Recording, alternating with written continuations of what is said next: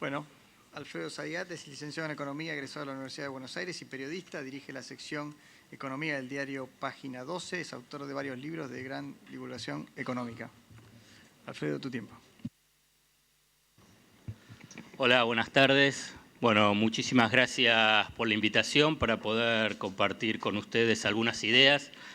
En la presentación que me hacía Luciano, me mencionaba como licenciado en Economía, lo que soy, también periodista y periodista especializado en temas económicos.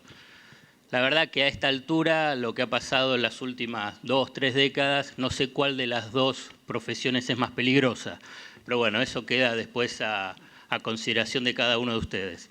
Entonces va a haber una mezcla entre algunas visiones, una mirada con criterio periodístico vinculado con el periodismo económico y también una lectura sobre los aspectos económicos e históricos de este acuerdo o este proyecto de ley que está en discusión. Es importante abordar algunas cuestiones históricas conceptuales de la relación de Argentina con el endeudamiento para encuadrar el debate sobre el litigio de los fondos buitres y la propuesta que se está tratando sobre este tema. Porque está íntimamente ligado el litigio con los fondos buitres con el tema del endeudamiento. Por eso, cuando uno escucha a funcionarios del gobierno, incluso a muchísimos de los expositores o a interesados vinculados con este tema, inmediatamente aparece el tema del endeudamiento, la posibilidad de salir a colocar deuda tanto del sector privado como del sector público nacional y provincial.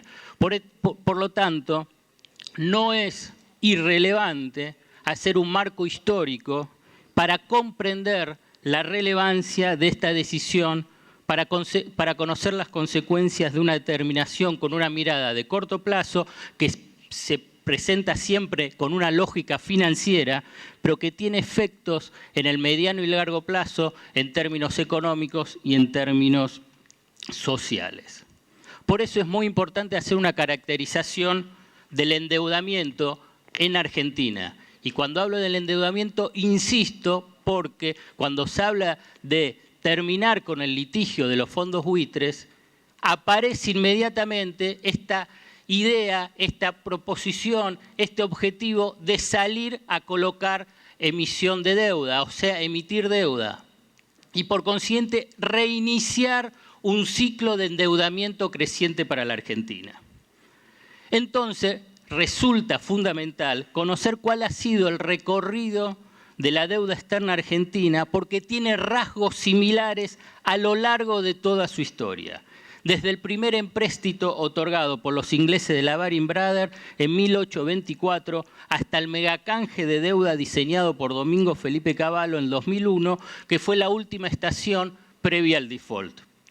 Las características históricas del endeudamiento argentino fue el pago de sobretasa de las tasas de interés, operaciones financieras poco transparentes y corrupción de banqueros y funcionarios, definición de cláusulas de condicionalidad de la política interna por parte de bancos acreedores primero y del Fondo Monetario después, organismo que actuó como auditor de los acreedores.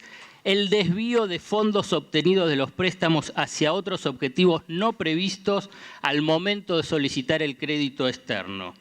La aplicación irregular de los recursos obtenidos y ser el canal de alimentación para la especulación financiera y esto es un punto clave, la fuga de capitales. El ciclo de endeudamiento en Argentina, el último, iniciado en la dictadura de 1976 y que ahora se quiere reiniciar un nuevo ciclo de endeudamiento, ha servido la deuda para implementar una reestructuración económica y social del país en forma regresiva. Entonces, ese nuevo régimen que a lo que se aspira con el nuevo endeudamiento, los rasgos históricos en la Argentina muestran que ha sido regresivo y ha afectado en términos negativos a los trabajadores y a las pequeñas y medianas empresas, porque el ciclo de endeudamiento externo definió un cambio estructural de la redistribución del ingreso, con dos sectores perjudicados: los trabajadores y los empresarios nacionales, los pequeños y medianos empresarios nacionales. Entonces, a lo largo del último cuarto del siglo XX, dejó como sedimento el siguiente aprendizaje. Primero, el financiamiento internacional fue funcional a las necesidades de los acreedores. Segundo, el endeudamiento externo, lejos de contribuir al desarrollo productivo, que es lo que se plantea, un endeudamiento, un nuevo ciclo de endeudamiento para mejorar las condiciones de crecimiento. El endeudamiento externo, lejos de contribuir al desarrollo productivo, sirvió para reestructurar deudas, transferir utilidades de las multinacionales, formar oligopolios o monopolios, facilitar la compra de activos nacionales por capital del exterior y acelerar la fuga de capitales. Tercero, la imposición de condiciones de ajustes económicos para garantizar el repago de la deuda, que condujeron a un profundo deterioro sociolaboral. Y por último, cuarto, los organismos internacionales de crédito, el Fondo Monetario y Banco Mundial, que nacieron en Bretton Woods para ayudar a los países con problemas en el avance de pago, ese propósito terminó desdibujado y ambos organismos se transformaron en auditores de la comunidad financiera internacional. El crédito, como bien se sabe, porque esto es lo que siempre se plantea cuando se habla del crédito externo, es una herramienta necesaria para la economía. Y la refinanciación de los vencimientos forma parte del ciclo normal de su funcionamiento. El endeudamiento con fines específicos para financiar la expansión de infraestructura, mejorar la competitividad de la economía.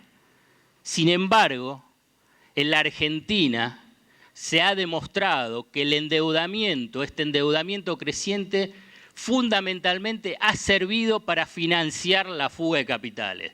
Se quiere recomenzar un nuevo ciclo de endeudamiento para financiar la fuga de capitales. Y por último, en este marco histórico, el problema no es estar o no en los mercados, sino en cómo estar. Específicamente, dado este encuadre, vale, y quiero ser sincero, empezar por la conclusión. Este acuerdo con los fondos buitres, que sería el puntapié inicial para reiniciar un nuevo ciclo de endeudamiento creciente para la Argentina, no es conveniente tal como ha sido presentado. Existen razones históricas, sociales, económicas y políticas de largo y de corto plazo que muestran que este acuerdo significará más costos que beneficios. Y cuando hablo de más costos que beneficios, no hablo con la lógica de costos financieros, porque si hay una decisión que se tiene que tomar, no es con la lógica financiera, sino que es con la lógica del desarrollo nacional. Algunos puntos para aclarar. Los buitres estaban antes que el 2005. Los buitres no nacen con la Argentina. No es la primera experiencia de los buitres el caso argentino. Y además, los buitres no nacen a partir de la ley Cerrojo. Hay que leer el prospecto de emisión de los bonos del 2005, donde se aclaraba precisamente el riesgo que implicaba los buitres, el riesgo para los que querían ingresar al canje. Argentina, otro aspecto. Argentina no desconoció la sentencia, el fallo del juez Griesa, simplemente cuestionó sus condiciones abusivas hacia un país soberano. Entonces, como les decía, este acuerdo no es conveniente. ¿Por qué? Primero, no es cierto que si no se aprueba este acuerdo, necesariamente hay que hacer un ajuste mayor. En política económica no existe una sola receta.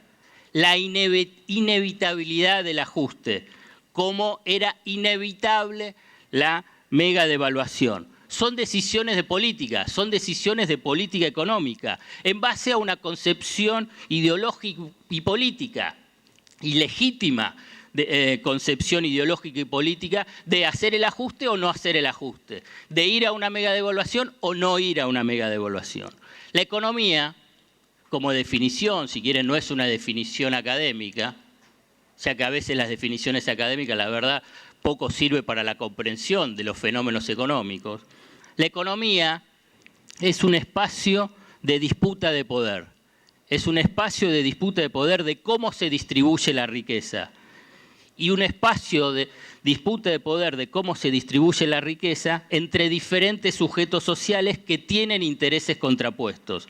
Y por lo tanto, en la economía hay tensión. Y siempre va a haber tensión. Y va a haber tensión permanente. Una de esas tensiones es con los fondos buitres. Ahora bien, la definición de esa tensión es política en función a cuál de los sectores se quiere beneficiar. Porque si la economía es un espacio de disputa de poder, hay intereses contrapuestos y entonces después la decisión de política es, bueno, ¿a quién se beneficia? Queda claro, y ya no porque lo digamos acá en Argentina y que pueda haber controversia, que este acuerdo es impresionantemente favorable a los fondos buitre, y lo dicen todos los medios financieros internacionales, no los locales. Existen opciones. Además, es conocida, existen opciones a que si no es esto, es el ajuste o un mega ajuste. Porque es conocida la estrategia política de la extorsión. ¿Es el acuerdo o el caos? En este caso sería más ajuste. Y es conocida esta estrategia que se desplegó con intensidad durante décadas pasadas. Por ahí aquí hay algunos de los legisladores que participaron durante la década del 90, o no, pero sí tienen que tener conocimiento, que se hablaba que había que aprobar las leyes de privatizaciones, si no, el caos. Había que aprobar la ley de flexibilización laboral, si no, el caos. Había que aprobar la ley de déficit cero, si no, el caos. La salvación o el caos. Y paradójicamente, fueron aprobadas para la salvación. Y terminó en un caos económico, político y social. Segundo, no es cierto que habrá una lluvia de dólares y recuperación de la confianza. No hay que hacer mucha historia. Esta cuestión de que los economistas que primero se presentan, o los expertos en finanzas, o incluso los que están a favor de las propuestas, siempre hablan primero técnico y después habla de algo que no es fácil de medir, que es la confianza. Esto va a generar confianza. Y digo que no hay que hacer mucha historia vinculado con esta cuestión gaseosa de la confianza, porque no hay que ir muy lejos, sino a estos últimos meses. El desarrollo del mercado de cambio de estos 3 meses es una prueba contundente que ese shock de confianza no se registró. Por el contrario, se perdieron 2.500 millones de dólares de reservas y no hubo esa lluvia de dólares fruto de ese shock de confianza. Y en los mejores meses de un nuevo gobierno, luna de miel, apoyo empresario, apoyo de los mercados. O sea que no es cierto de que va a haber un shock de confianza. Porque la verdad que en la economía, y esto vuelvo a reiterarlo, es una disputa de poder, son relaciones de fuerza que se dan. No es una cuestión de voluntad. Tercero, el endeudamiento es este nuevo ciclo de endeudamiento, cualquier tipo de endeudamiento externo, es para atender el sector externo, la restricción externa, no es para aliviar el déficit fiscal. El sector externo necesita dólares, las cuentas públicas, nacionales y provinciales, necesitan pesos. Además, endeudarse para gastos corrientes, como seducen a las provincias, es la peor estrategia de endeudamiento. Y además es el adelanto de una crisis de insolvencia futura. Cuarto, no es cierto que se baje sustancialmente la tasa de interés del endeudamiento. Seguirá en niveles elevados, como está previsto, de 7 al 7,5% para un nuevo endeudamiento. Si existe ese shock de confianza, si existe que el mercado se alivia porque se va a cerrar el conflicto con los fondos buitres, ¿por qué cobran esta tasa tan elevada? Porque no es el bono que van a recibir los fondos buitres, van a cobrarlo en efectivo. Entonces, si va a salir a colocar a Argentina al mercado y el mercado va a estar contento, alegre y porque hay confianza, teóricamente deberían exigir una tasa de interés más baja. Quinto, el debate no es si hay que terminar el litigio con los buitres o no, sino cómo cerrar ese capítulo con los buitres. Y Argentina había avanzado mucho y los buitres no estaban cobrando. No hubo negociación. Lo dicen todos los medios financieros internacionales. Acá no hubo una negociación. Recién estaba comentando el expositor anterior que al fondo buitre Paul Singer, el que lideró la estrategia de hostigamiento a la Argentina con un lobby externo e interno, tergiversando la situación argentina, se le va a pagar todas las costas y los gastos judiciales hasta 235 millones de dólares. Sexto, el acuerdo deja abierta la posibilidad de nuevos juicios. No hay una muestra contundente que no habrá nuevos juicios. Entonces, ¿cómo se puede sentenciar que con esto se termina los litigios de los fondos buitres? O se termina el hostigamiento de los fondos buitres a la economía argentina. Ya hubo hoy una expresión del representante de los bonistas italianos que entraron en el canje 2005-2010. Séptimo, se dice que se cierra el capítulo de litigios, pero solo están incluidos el 85% de los que estaban en el litigio. Y el resto, ¿se va a hacer otra ley cerrojo para el resto? Cuando se cuestiona esa ley cerrojo, ¿qué es lo que se va a decidir sobre el resto que no acepte? Octavo, este acuerdo violenta la soberanía nacional. Cada uno puede tener un concepto más estricto o más liviano sobre soberanía nacional, pero podemos llegar a un acuerdo de algunas cuestiones simples sobre soberanía nacional, de que las decisiones soberanas de un país no son cuando las fijan las condiciones o son impuestas por un juez que no es de este país, el juez Griesa, que antes ordenaba lo que tenía que hacer el Poder Ejecutivo y ahora dice qué tiene que hacer el Congreso Nacional, fijando plazos y a la vez definiendo que este acuerdo va a estar vigente, pero sí el Congreso deroga 2 leyes. Noveno, y ya voy terminando. La emisión de los bonos reitera un error de gobiernos anteriores en emisión de deuda. La cesión de la soberanía jurídica. No se aprendió nada después de todo lo que ha padecido la Argentina, el poder político, el empresariado, los sectores del trabajo, el mundo de las finanzas, de que la nueva deuda para pagarle a los fondos buitres va a tener legislación de Nueva York. La excusa es la tasa de interés. Excusa. Hubo colocaciones de deuda con legislación argentina y no había diferencias con la tasa de interés de un bono similar con legislación extranjera.